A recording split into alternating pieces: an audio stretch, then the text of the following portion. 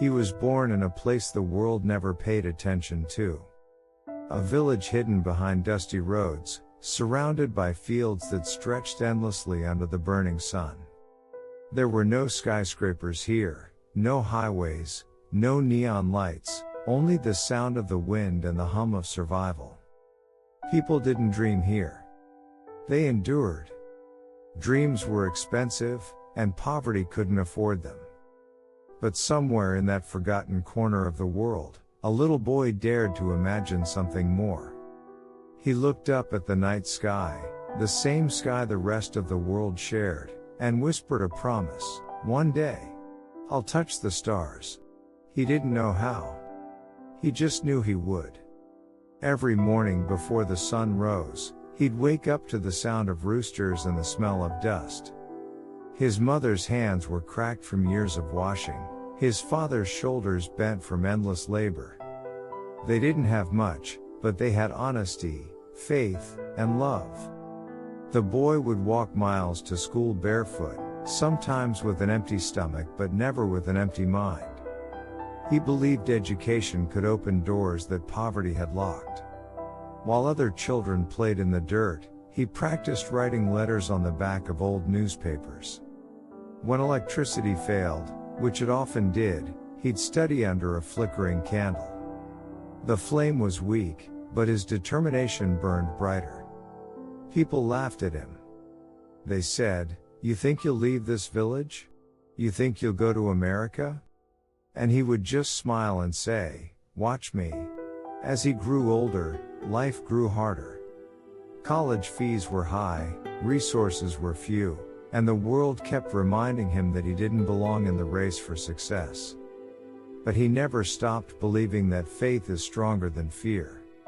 Every rejection letter was a lesson. Every failure was fuel. When others said, "It's impossible," he translated it to, "It's worth trying." He worked odd jobs, cleaned tables, carried bricks, tutored children. Every dollar saved was a step closer to his dream. He didn't complain. He simply whispered to himself, "One day, I'll build something that outlives me." Years later, after countless sleepless nights, he applied for a scholarship. It was his last chance, the final spark before the candle went out. Days turned into weeks, and silence became heavy. Until one morning, a letter arrived. The paper was thin, but it carried the weight of his future. He unfolded it with trembling hands. "Congratulations. You've been accepted." For a moment, he couldn't breathe. Tears fell, not of sadness, but of release. He ran to his parents, clutching the letter like a treasure. His father smiled for the first time in years. His mother whispered a prayer of gratitude. That night, he looked at the same sky again. But this time, he didn't make a promise. He fulfilled one. Leaving home was harder than he imagined. He wasn't just leaving behind a house, he was leaving behind a history. At the airport, his mother's eyes were wet. His father didn't speak, he didn't need to. Their silence said everything. Go make it. But never forget where you came from. The flight was long, but his thoughts were longer. He stared out the window, watching the clouds, thinking how strange it was that something so heavy could fly. Maybe dreams were like that too. When he landed in America, it felt like another planet. Skyscrapers replaced trees. The air smelled of coffee, fuel, and ambition. Everyone moved fast. Everyone seemed sure of themselves. He felt small again, like that village boy, standing barefoot in the dirt. But he remembered his mother's words, even the tallest tree was once a seed. He studied harder than ever before. He worked in cafes, cleaned offices, slept 4 hours a night, yet every sunrise felt worth it. He was not chasing money. He was chasing meaning. One winter night, sitting alone in his dorm room, broke and exhausted, he almost gave up. His grades were slipping, his body was tired, his mind was full of doubt. He looked in the mirror and asked himself, why am I doing this? And then he remembered his father's hands, his mother's voice, his village, and that promise under the night sky. He whispered, because someone has to prove that it's possible. That night, he didn't quit. He began again. Slowly, everything started to change. He began to understand that success isn't a destination, it's a discipline. That consistency beats talent when talent doesn't show up. He focused on progress, not perfection. He learned from failure instead of running from it.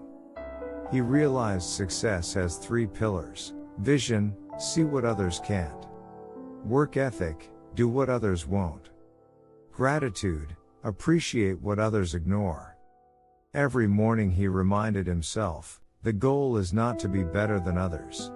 The goal is to be better than I was yesterday. After years of struggle, he finally achieved what he came for. He graduated top of his class, got his dream job, and stood in a room full of people who once doubted him. But the victory didn't feel like pride. It felt like peace. He realized he didn't come this far to prove others wrong. He came this far to prove himself right. When reporters asked him, "What's your secret?" he smiled and said, "I didn't wait for the perfect time. I built it. I stopped asking why me? And started asking why not me?" Years later, he returned to his village. The roads were the same. The fields still stretched endlessly. But this time, people gathered around to listen. He built a small school where children could dream like he once did. He told them, dreams don't belong to cities or rich people. Dreams belong to those who work for them. The little boys and girls looked at him with the same wonder he once had, and he knew, the circle was complete.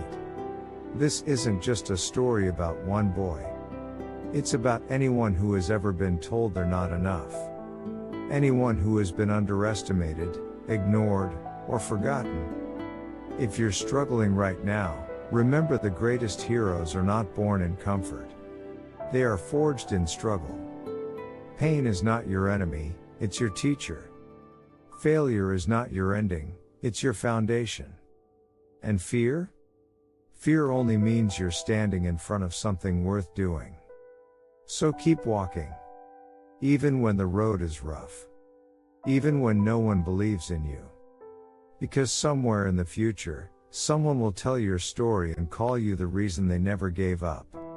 Closing message: the mindset of resilient success doesn't come from luck. It comes from daily choices, the choice to keep showing up, to keep learning, to keep believing. The boy from that village didn't have money, connections, or privilege. He had vision, faith, and relentless consistency. And that's all you need. If you have a dream, protect it. If you have a goal, chase it. And if you fall, rise again. Because one day, the same people who doubted you will tell others how they once knew you. This story isn't about where you were born. It's about what you're born to become. So, no matter where you are, keep walking, keep believing, and one day, you'll look back and realize the stars you dreamed of were always within you.